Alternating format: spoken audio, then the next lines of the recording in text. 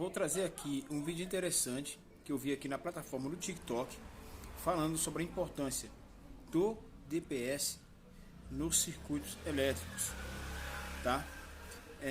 E é interessante.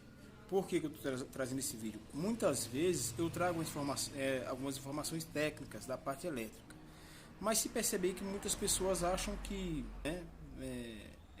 estou falando coisa com coisa, por ser eu falando do conteúdo no meu vídeo. Então, às vezes eu vou trazer vídeo no meu canal, outras pessoas falando sobre aquilo, tá? Para que não haja dúvida. Eu tenho esse problema, enfrento esse problema até com cliente particular. É muito difícil você convencer os clientes hoje a importância de DPS, DR nos circuitos elétricos.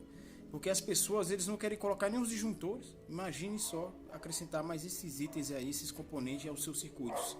Então é muito difícil convencer a galera, mas é muito importante porque você vai estar protegendo ali circuitos, vai estar protegendo circuitos, eu falo as instalações, vai estar protegendo pessoas e vai estar protegendo também tudo envolvido, equipamento, máquinas, tudo que está ligado ali. Só peço a vocês que prestem atenção nesse vídeo e, se puder, compartilhe. E não esqueça de ativar o sininho, deixar o seu like e comentários também sobre o que você achou do vídeo. E aí, pessoal, tudo bom?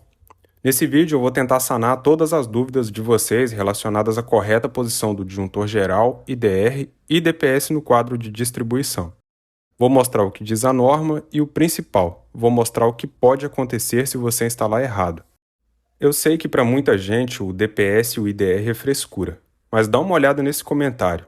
O amigo desse rapaz perdeu vários eletrônicos por retirar o DPS da instalação dele. 6 câmeras e uma TV Smart. Imagina o prejuízo. Então pensa bem se não vale a pena instalar. Enfim.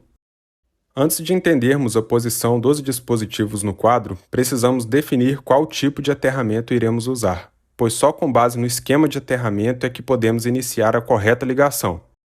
Bom, nossa instalação é monofásica e o nosso aterramento será feito por um eletrodo de aterramento com apenas uma haste.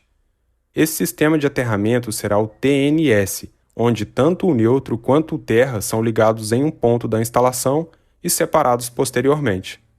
O ponto escolhido para fazer essa ligação será o próprio barramento do terra, que será o nosso BEP, barramento de equipotencialização principal. Vamos começar primeiro pelo DPS em relação ao disjuntor geral. A norma é bem clara, no item 63525, que fala sobre a falha do DPS e proteção contra sobrecorrentes, diz que a possibilidade de falha interna fazendo com que o DPS entre em curto-circuito é raro, tá, pessoal? Mas pode acontecer. Impõe a necessidade de dispositivo de proteção contra sobrecorrentes para eliminar tal curto-circuito. Esse dispositivo de proteção contra sobrecorrentes é o disjuntor. Então, o DPS só pode ser ligado após a fase passar pelo disjuntor geral, ou seja, a jusante do disjuntor geral. Só para facilitar, o termo ajusante é após alguma coisa. Em contrapartida, o termo amontante é antes de alguma coisa. Quando usamos esses termos para equipamentos e dispositivos elétricos, a montante seria até o ponto de alimentação e a jusante seria da saída desse dispositivo. Nesse exemplo, a TV está jusante do disjuntor e o medidor da concessionária está a montante dele. Em relação ao DPS disjuntor geral é fácil de entender, pessoal. Se em um dos bornes do DPS é ligado à fase e no outro o aterramento, então se ele falhar, fechará curto entre a fase e o terra. Por isso o disjuntor geral deve anteceder essa ligação para desarmar caso haja esse curto. Tem canal aí no YouTube que eu já vim instalando antes do disjuntor geral, deixando essa proteção a cargo do disjuntor do medidor da concessionária. Eu, particularmente, não arrisco. Se tem o disjuntor geral no próprio quadro, então eu uso ele. Vamos ver como isso ficaria no quadro. A fase seria ligada em um dos bornes do disjuntor. Escolhi o de baixo. Lembrando que o disjuntor para corrente alternada não tem polaridade. A alimentação pode ser ligada tanto por baixo quanto por cima, que ele vai atuar normalmente. Por uma questão de estética, algumas pessoas gostam de ligar por cima, mas é indiferente em relação à atuação dele. Da saída desse disjuntor, eu ligo a fase no DPS, e no outro borne do DPS eu ligo no barramento do terra. Esse DPS pode estar do lado direito ou esquerdo do disjuntor. Eu acho que é aqui que o pessoal mais se confunde. Se já passou pelo disjuntor, então eu posso ligar ele em qualquer um dos lados sem problema, tanto esquerdo quanto direito. O IDR também deve ser instalado a jusante do disjuntor geral para ser protegido por ele. Se ocorrer uma sobrecarga, o IDR não vai desarmar, essa não é a função dele. O IDR é um dispositivo de proteção que atua numa eventual fuga de corrente. O valor de corrente nominal do IDR é a corrente que ele suporta sem queimar. Não significa que se a corrente passar dessa capacidade ele vai desarmar. Não, não vai. Por isso, se for usar um IDR para proteger todos os circuitos, então usem um que tenha corrente nominal igual ou maior do que a do disjuntor geral. Por exemplo, não tem problema nenhum se o seu IDR for de 63 amperes e o seu disjuntor geral de 50 amperes.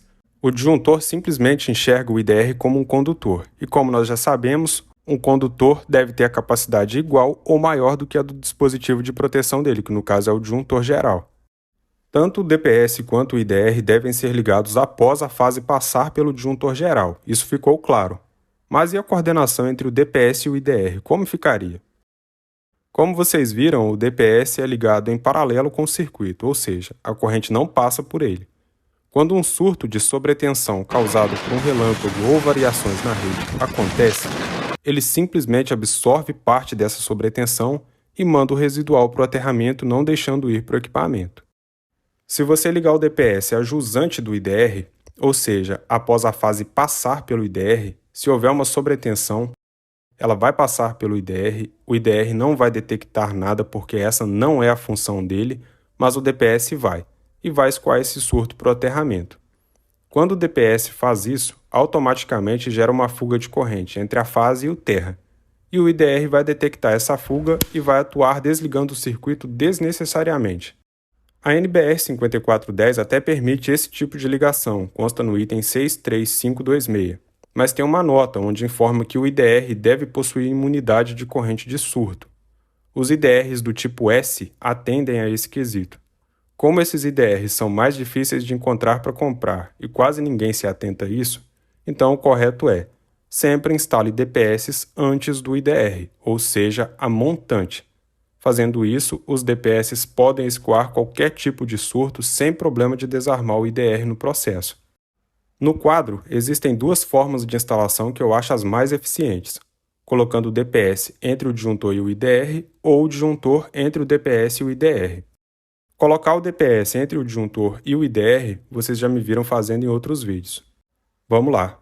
Do barramento do terra, o neutro será ligado no IDR, e após passar pelo IDR, o neutro é ligado no barramento dele. A fase é ligada no disjuntor e após passar por ele, será ligada no DPS e jampeada para o IDR. Usaremos cabo para fazer isso. No borne onde serão ligados os dois cabos, será necessária a compressão de um terminal tubular duplo. Esse terminal tubular duplo também pode ser ligado na saída do disjuntor geral e derivado um cabo para o DPS e outro para o IDR. Tem essas duas formas de fazer essa ligação. Como vocês viram, o cabo que vai no outro borne do DPS deve ser ligado no barramento do terra. Por fim, a fase será distribuída para os disjuntores dos circuitos.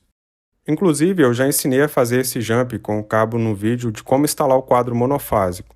Lá o cabo era de 10 mm e o melhor, nem precisei cortar esse cabo. Fazendo isso, mantemos o melhor nível de continuidade elétrica possível. O tipo de jump que eu fiz lá foi com o terminal tubular duplo sendo ligado no DPS. Mas o próximo vídeo que eu fizer sobre quadro de instalação de quadro na prática, eu vou fazer com o terminal tubular duplo sendo ligado no disjuntor, para ter essas duas formas aí no canal para vocês. Na outra opção, com o disjuntor entre o DPS e o IDR, a única coisa que vai mudar é o layout do quadro. E neste caso não tem jeito, a melhor opção é derivar a fase da saída do disjuntor geral. Notem que ao ligar os dispositivos, tudo funciona normalmente. Se ocorrer um surto de sobretensão, o DPS escoa para o aterramento sem interferir nos outros dispositivos. Ah, mas o surto está passando pelo disjuntor geral. Sim, mas o disjuntor não atua por sobretensão nem fuga de corrente, mas sim por sobrecarga e curto-circuito. Se houver uma falha no DPS que gere um curto-circuito, aí sim o disjuntor vai atuar como vocês viram. E claro, vai atuar também se houver uma sobrecarga no sistema. Terminamos. É uma aula um pouco mais técnica, mas espero que tenha ficado claro para vocês. Se você gostou, tem interesse em aprender de forma mais detalhada sobre dispositivos de proteção, quadros de distribuição, instalações elétricas residenciais em geral, convido você a adquirir meu curso. É bem barato e objetivo. Eu vou deixar o link dele na descrição desse vídeo e no primeiro comentário fixado.